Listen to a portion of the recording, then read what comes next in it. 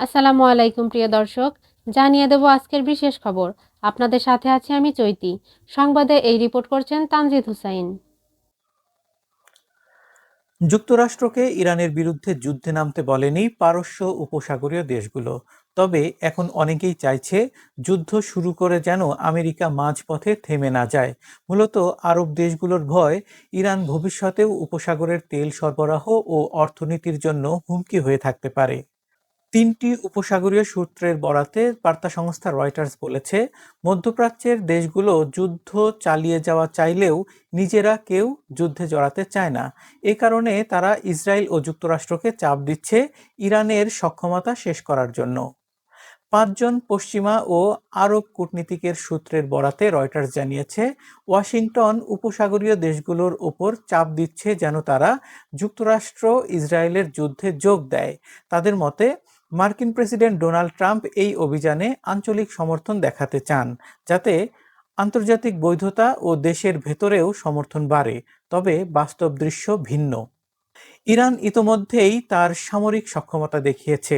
৬টি উপসাগরীয় দেশের বিমানবন্দর, বন্দর, তেল স্থাপনা ও বাণিজ্যিক কেন্দ্রে ক্ষেপণাস্ত্র ও ড্রোন হামলা চালিয়েছে।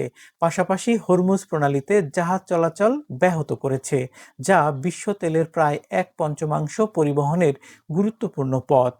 এই হামলাগুলো উপসাগরীয় দেশগুলোর মধ্যে উদ্বেগ বাড়িয়েছে। যদি ইরানকে উল্লেখযোগ্য আক্রমণ সক্ষম অস্ত্র বা অস্ত্র তৈরির সক্ষমতা রেখে দেওয়া হয়, তাহলে ভবিষ্যতে যে কোনো উত্তেজনায় তারা আরব তেল সরবরাহকে জিম্মি করতে পারে। এক উপসাগরীয় সূত্র জানায়, নেতাদের মধ্যে এখন স্পষ্ট ধারণা, ট্রাম্পের উচিত ইরানের সামরিক সক্ষমতাকে পুরোপুরি দুর্বল করে দেওয়া, অন্যথায় সব সময় হুমকির মধ্যে থাকতে হবে। ইরানকে দুর্বল করা না হলে তারা পুরো অঞ্চলকে জিম্মি করে রাখতে থাকবে। শিয়া সংখ্যাগরিষ্ঠ ইরান দীর্ঘদিন ধরে তার সুন্নি আরব উপসাগরীয় প্রতিবেশীদের সন্দেহের চোখে দেখে আসছে, যারা যুক্তরাষ্ট্রের ঘনিষ্ঠ মিত্র এবং তাদের দেশে মার্কিন সামরিক ঘাঁটি রয়েছে তাদেরকে শত্রু মনে করছে।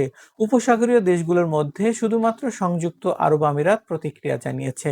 তারা বলেছে তারা কোনো সংঘাত জড়াতে চায় না, তবে নিজেদের নিরাপত্তা রক্ষায় প্রয়োজনীয় সব ব্যবস্থা নেবে।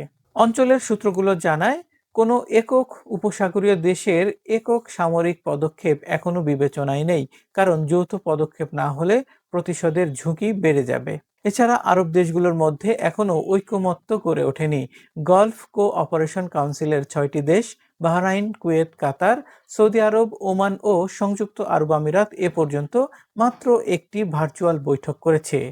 উপসাগরীয় নেতারা বড় ধরনের অনিয়ন্ত্রিত যুদ্ধের আশঙ্কায় আতঙ্কিত।